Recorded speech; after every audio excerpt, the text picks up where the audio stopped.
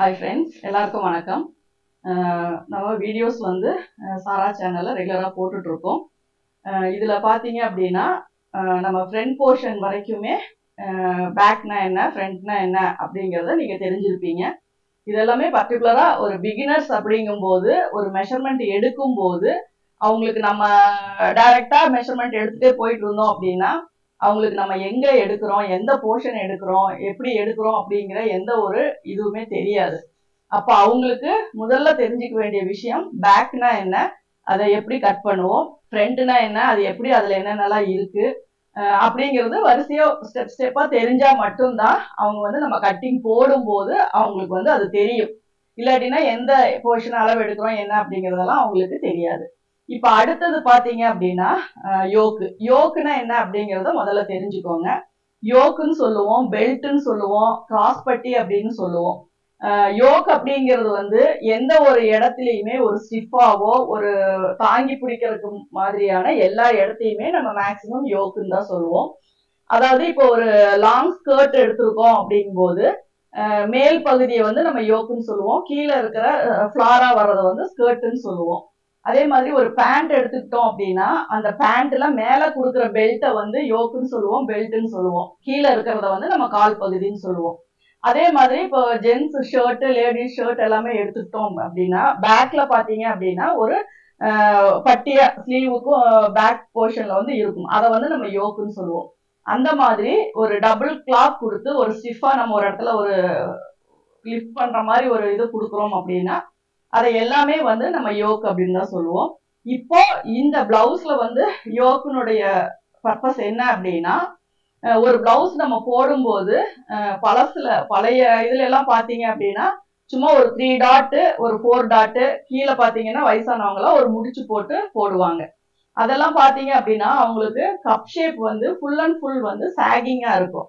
அவங்க அதை லிஃப்ட் பண்ணி போடணும்னோ இல்ல அது பிரேசியர் போடணும்னோ அப்படின்னு அப்படியெல்லாம் அவங்க யாருமே அதை வந்து இது பண்ணது இல்லை. காலங்கள் மாற மாறதான் பிளவுஸினுடைய மாடலுமே மாறிட்டே வரும். உங்களுக்கு தெரிஞ்ச இப்ப பாத்தீங்கன்னா பிளைன் பிளவுஸ் தைச்சிட்டு இருந்தவங்க எல்லாமே அப்பெல்லாம் பிளைன் பிளவுஸ் மட்டும்தான் தைப்பாங்க. சாரியில வர பிளவுஸ் வந்து ஸ்டிச் பண்ணவே மாட்டாங்க. அதுக்கப்புறம் தான் லைனிங் பிளவுஸ் வந்தது. லைனிங் பிளவுஸுக்கு அப்புறம் தான் அதை கிராஸ் பட்டி வேணும், ஃப்ரண்ட் நெக் டீப்பா வேணும், பேக் நெக் டீப்பா வேணும், நமக்கு வந்து பிரின்சஸ் கட் வேணும், போட் நெக் வேணும், கட்டோரி பிளவுஸ் வேணும் அப்படின்னு நிறைய மாடலா வந்து ஒவ்வொன்னா வந்து அது வந்து மாறி மாறி வந்துட்டே இருக்கு. அப்போதான் அந்த யோக் அப்படிங்கிறதுக்கு இம்பார்ட்டன்ஸ் கொடுக்குறோம். யோக் அப்படிங்கிறது நம்ம கப்பு ஷேப் வந்து நல்லா லிஃப்ட் பண்ணி கொடுக்கணும், சாகிங் ஆகாம ஃபிட்டிங்கா இருக்கணும் அப்படிங்கிறதுக்கு தான் நம்ம கப் ஷேப் வந்து நம்ம கொடுக்குறோம். ஏன்னா கையெல்லாம் நம்ம தூக்குறோம், பஸ்ல டிராவல் பண்ணும்போது பட்டி வந்து இடுப்பை சுத்தி டைட்டா நின்றுச்சு அப்படின்னா நம்ம கப் ஷேப் வந்து கீழே வந்து இறங்காது. மேக்சிமம் அதுக்காக தான் நம்ம வந்து கொடுக்குறோம். இப்ப நிறைய பேர் பிரின்சஸ் கட் பிளவுஸ் கேக்குறாங்க. அதுக்கான டீடைல்டா வர எக்ஸ்பிளனேஷன்லாம் நம்ம அதுக்கப்புறம் பார்ப்போம். இப்ப யோக் அப்படின்னா என்ன அப்படிங்கறத மட்டும் நம்ம தெரிஞ்சுக்கலாம். இப்போ இந்த கப் ஷேப்பை லிஃப்ட் பண்ணி நிக்கிறது வந்து இந்த யோக். இததான் இந்த கிராஸ் பட்டி, இந்த கிராஸ் பெல்ட், இந்த பெல்ட் இததான் வந்து நம்ம யோக்குன்னு சொல்றோம். இப்ப இந்த யோக் அப்படிங்கிறதுக்கு முக்கியமான ரீசன் என்ன அப்படின்னா நமக்கு வந்து இடுப்புல வந்து ஒரு பெல்ட் மாதிரியான ஒரு ஃபிட்டிங் கொடுத்து கப் ஷேப் வந்து கீழே இறங்கி வராம லிஃப்ட் பண்ணி நிறுத்துறது தான் இந்த யோக்கினுடைய முக்கியமான பர்பஸ். அப்ப இதை வந்து நம்ம என்ன மாடல்ல வேணா வைக்கலாம்.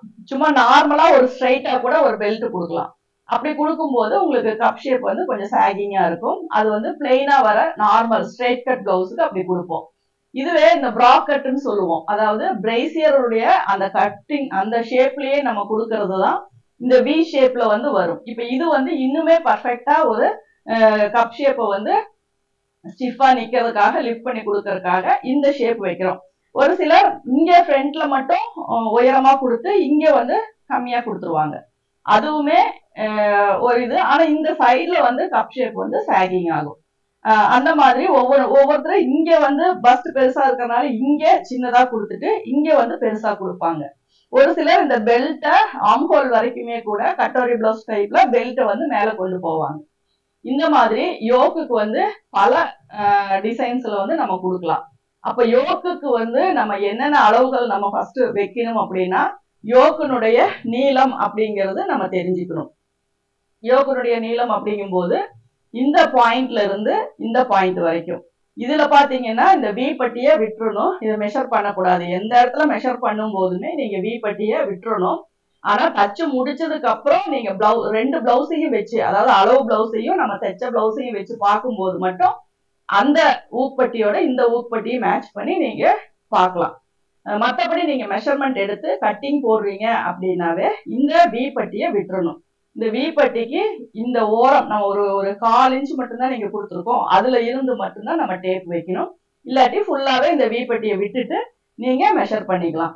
இதை மெஷர் பண்ணும்போது இந்த வரைக்கும் இது வரைக்குமே உங்களுக்கு பட்டி.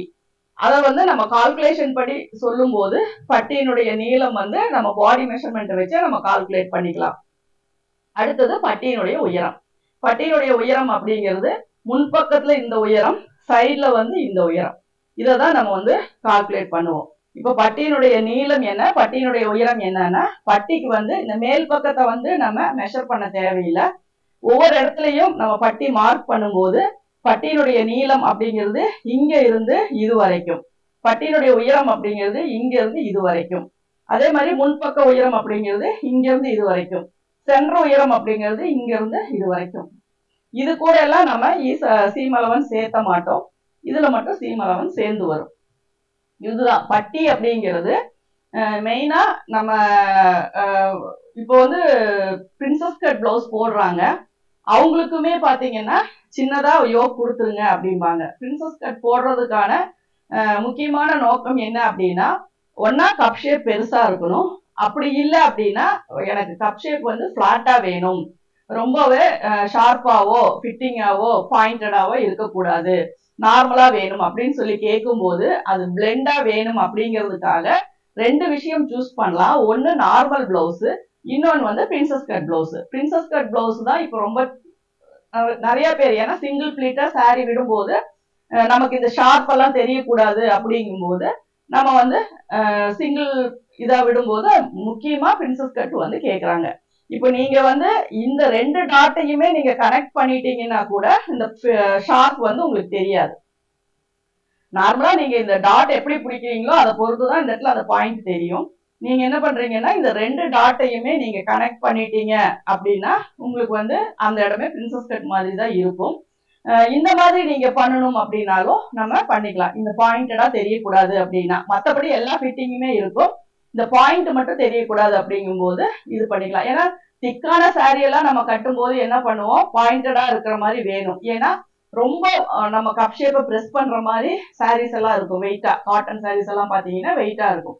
அந்த மாதிரி இருக்கும்போது இந்த பாயிண்டடா நம்ம போடுறோம் அப்படின்னா நமக்கு அது வந்து பார்க்கறதுக்கு வந்து எதுவுமே தெரியாது, ஃபிட்டிங்கா இருக்கும். இதுவே கொஞ்சம் லைட்டான சாஃப்ட் சாரீஸ் எல்லாம் கட்டும்போது உங்களுக்கு இது வந்து தெரியும், பாயிண்டடா ஒரு அந்த டாட் மாதிரி தெரியும். அப்ப அந்த மாதிரி இருக்கும்போது அந்த மாதிரி சாரீஸுக்கு எல்லாம் நம்ம வந்து பிளெண்டடா கப் ஷேப் வேணும், ஆனா ஃபிட்டிங்கா வேணும்னா இதை கனெக்ட் பண்ணிக்கலாம். இல்லாட்டினா பிரின்சஸ் கட்டு, நார்மல் கட் ப்ளவுஸ் இந்த மாதிரி வந்து நம்ம சூஸ் பண்ணிக்கலாம். இப்போ எந்த கட்டிங் நம்ம இங்க வச்சாலுமே அதை சப்போர்ட் பண்ணணும் அப்படின்னா நம்ம யோக் வைக்கணும். யோக் வந்து பிரின்சஸ் கட் பிளவுஸுக்கும் வைக்கலாம், நார்மல் பிளவுஸுக்கும் வைக்கலாம். எந்த ஒரு பிளவுஸா இருந்தாலுமே யோக் அப்படிங்கறது நம்ம வைக்கலாம். மேக்சிமம் இந்த யோக் வந்து எல்லா போர்ஷனுமே டபுள் கிளாத் தான் இருக்கும். இந்த யோக் மட்டும் பாத்தீங்கன்னா 4 மெட்டீரியல் இருக்கும். அதாவது லைனிங் ஒன்று, மேல் கிளாத் ஒன்று, உள்ள வந்து 2 கிளாத் வச்சிருப்போம். அது வந்து இது வந்து ஸ்டிஃபா இருக்கணும் அப்படிங்கறதுக்காக தான். சரிங்களா? இப்போ யோக் அப்படிங்கிறதுனுடைய பர்பஸ் என்ன அப்படிங்கிறது உங்களுக்கு தெரிஞ்சிருக்கும். யோக் அப்படிங்கிறது பிளவுஸுக்கு வந்து ரொம்பவே ஃபிட்டிங் கொடுக்குற ஒரு விஷயம். பேக்ல எப்படி நீங்க சில விஷயங்கள் நுணுக்கமா கவனிச்சீங்களோ, ஃப்ரண்ட் போர்ஷன்ல எப்படி நுணுக்கமா கவனிச்சீங்களோ, அதே மாதிரி இம்பார்ட்டன்ஸ் வந்து இந்த யோக்குக்குமே நம்ம கொடுக்கணும். யோக் அப்படிங்கிறது தான் நம்மளுடைய கப் ஷேப்பை டிசைன் பண்றது. இந்த யோக்குனோட ஹைட் குறைஞ்சா பிளெண்டா இருக்கும், அதாவது சாகிங்கா இருக்க மாதிரி இருக்கும்.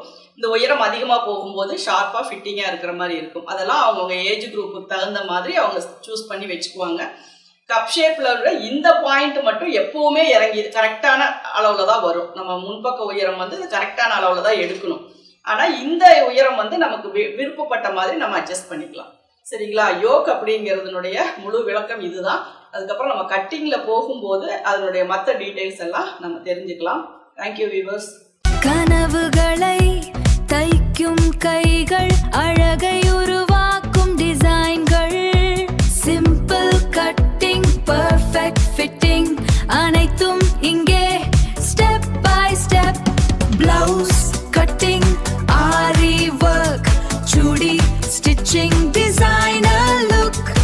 பிகினர் முதல் மாஸ்டர் வரை